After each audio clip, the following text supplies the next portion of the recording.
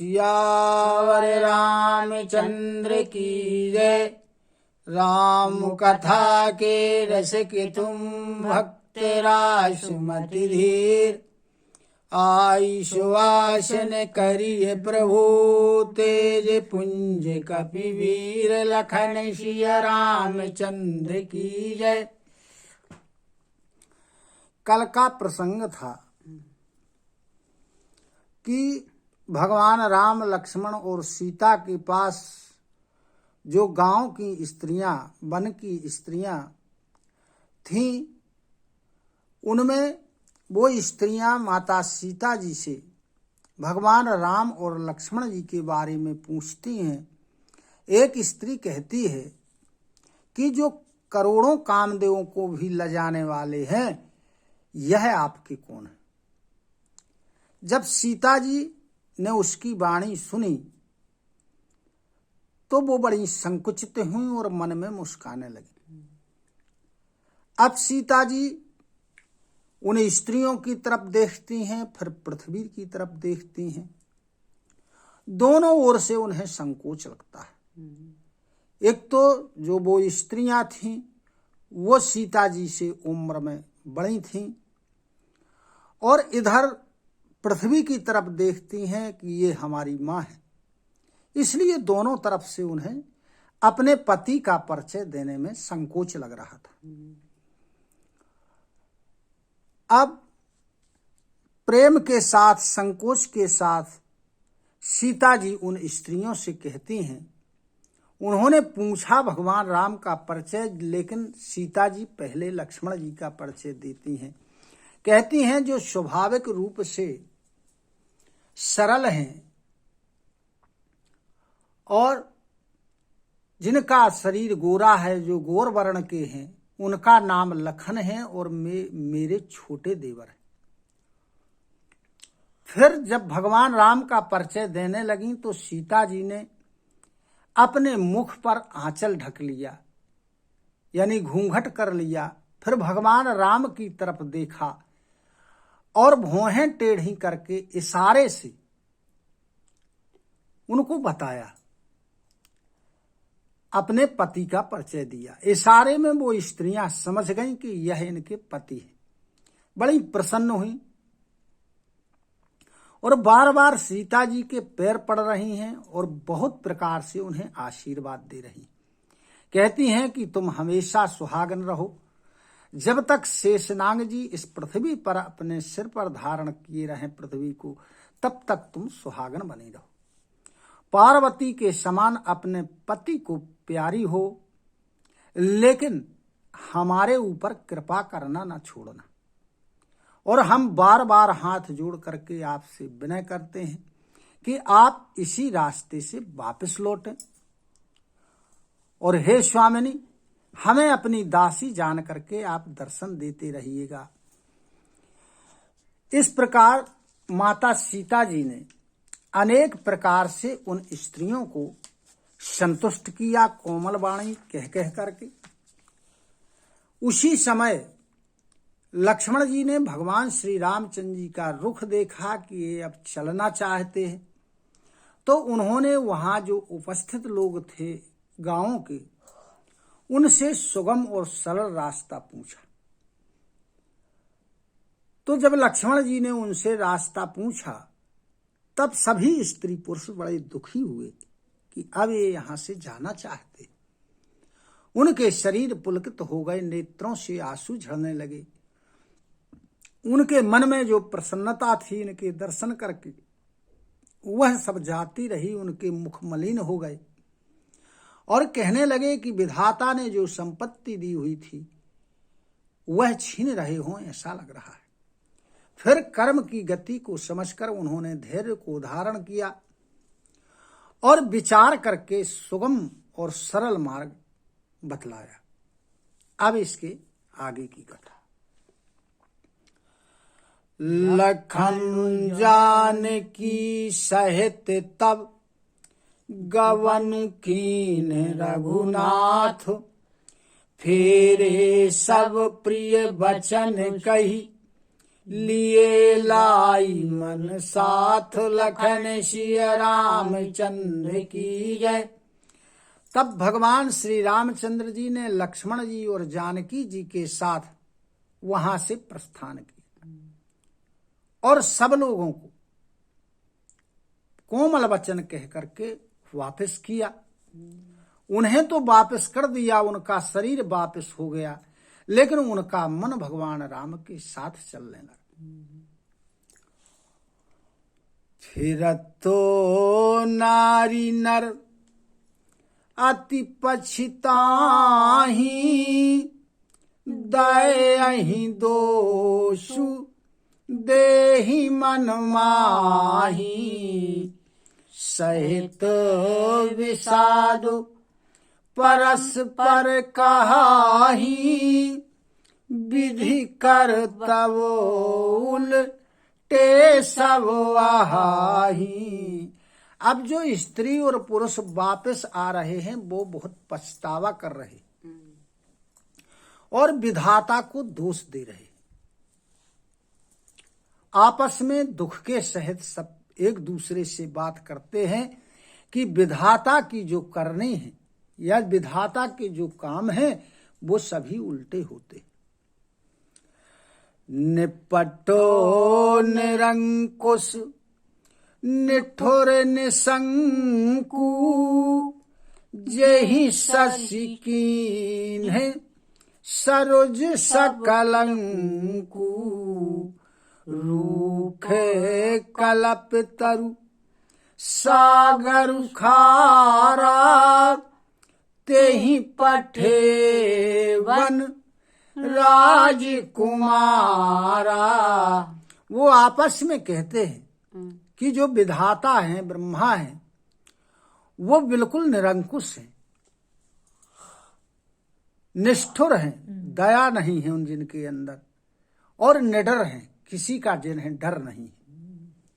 अरे जिसने चंद्रमा को रोगी बना दिया, यानी घटने बढ़ने वाला बना दिया, कलंकी बना दिया, जो कल्प वृक्ष होता है, सभी प्रकार की मनोकामनाएं पूर्ण करने वाला, उसको वृक्ष बना दिया।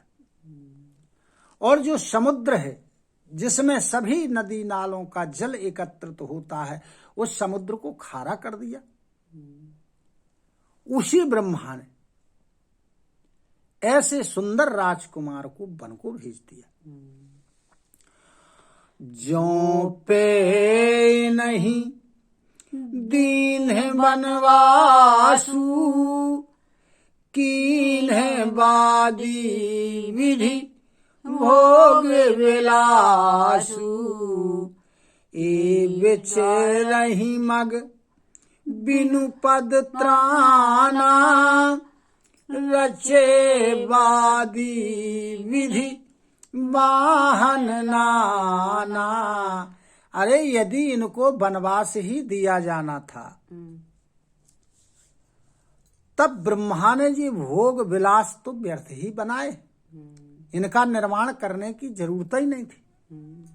और यदि इनको बिना जूते चप्पल के वन में पैदल जाना था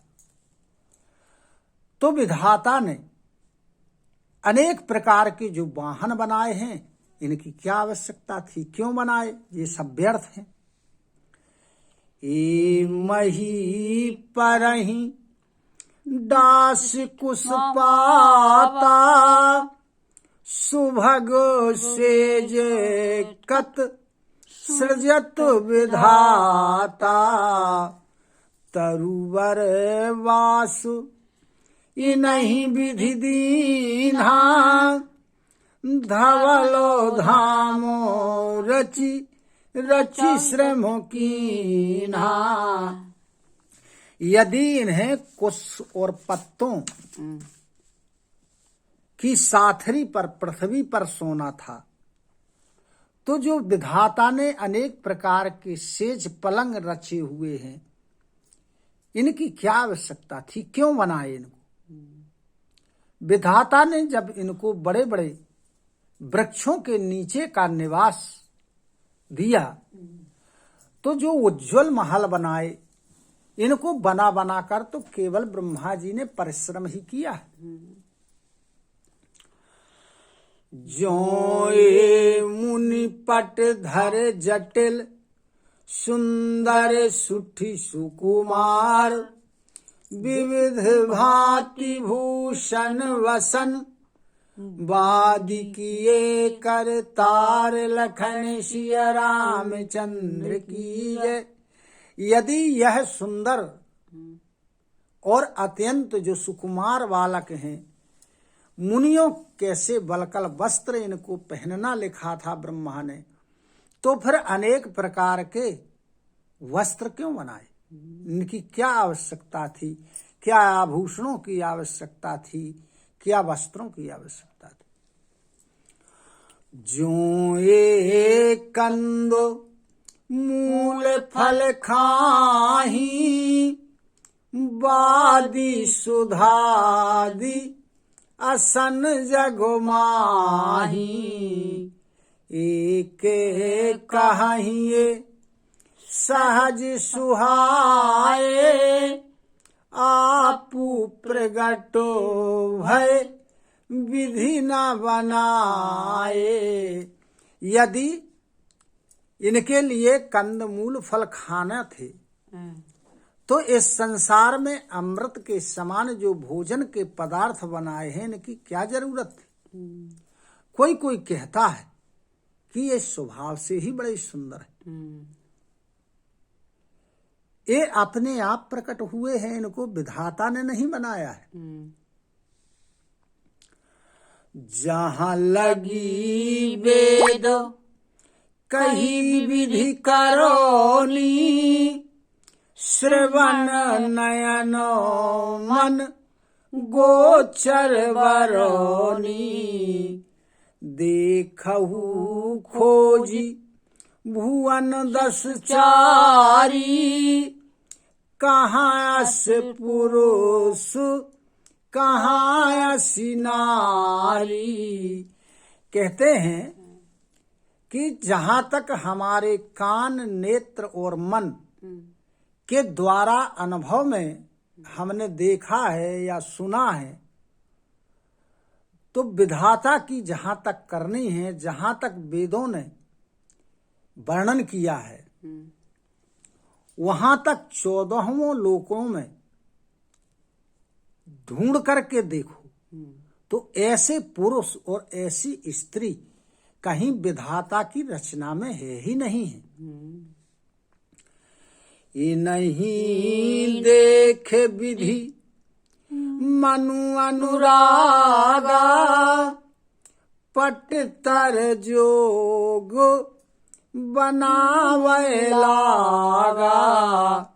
इन्हें बहुत श्रम एक न आए तेहीर सावन आनी दुराए। इन्हें देख करके विधाता का मन अनुरक्त हो गया, इनमें लग गया तो विधाता जो है इनकी उपमा के योग्य पुरुष बनाने में लग गए। उनने बहुत से बनाए लेकिन इनके जैसा बनाने में कोई नहीं आया, और जब कोई नहीं आया तो ब्रह्मा जी को इनसे ईर्षा हो गई। इसलिए इन्हें वन में भेज दिया। एक कहीं हम बहुत न जानहि आप ही पराम धन्य करी मानहि। ते पुनि पुण्य पुंज हम लेखे जे देखहि दिख हहि जिन्ह देखे। अब कोई दूसरा कहने लगा, कहता है हम ज्यादा नहीं जानते हैं, हम ज्यादा पढ़े लिखे नहीं हैं, ज्ञान विज्ञान का हमें ज्ञान नहीं। हाँ, इतना जानते हैं कि हम लोग बहुत भाग्यशाली हैं। क्यों? क्योंकि हमें इनके दर्शन प्राप्त हो रहे, और वे भी बड़े पुण्यवान हैं जिन्होंने इनको देखा है और जो अभी देख रहे हैं और जो आगे चलकर और इनको देखेंगे, वे भी बड़े पुण्यवान होंगे। एही विधि कही कही बचनो प्रिय, लेहि नयन भरी नीर। किमि चली हहि मार्ग अगम, सुठी सुकुमार शरीर। लखन सिया रामचंद्र की जय। इस प्रकार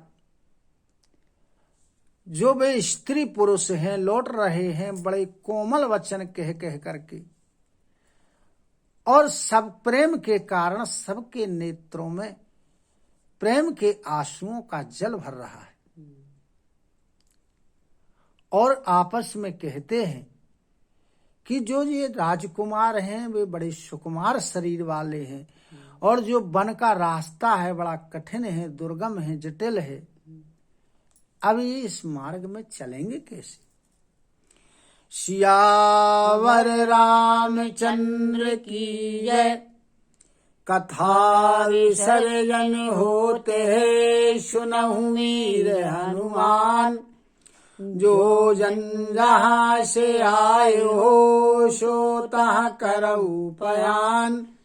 श्रोता सब आश्रम गए शंभु गए कैलाश। रामायण मम हृदय में सदा करऊ तुम वास। लखन सिया रामचंद्र की जय।